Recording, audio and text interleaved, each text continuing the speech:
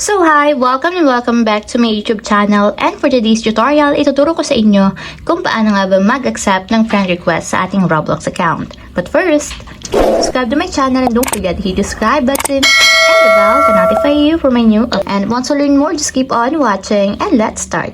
So ayun guys, for today's video, i-open lang natin ang ating Roblox account or yung ating Roblox app.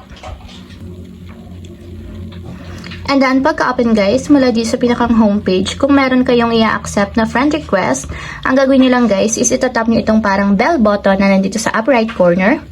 And dito guys, lalabas lahat ng friend request na pwede nyong ma-accept. So, katulad nito, nakalagay is, this username sent you a friend request. So, nasa sa inyo kung i-accept nyo, tap nyo yung accept, and then ignore kung i-ignore nyo. So, tap ko yung accept since nga i-accept natin yung friend request.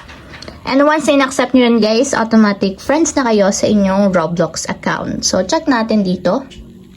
So, dito lalabas guys yung ating mga current friend list. So, nakalagay na dito siya sa pinakang unahan.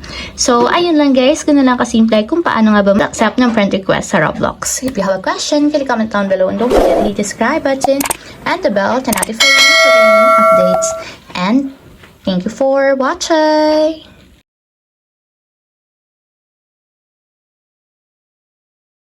Living life, every day, late at night, not okay.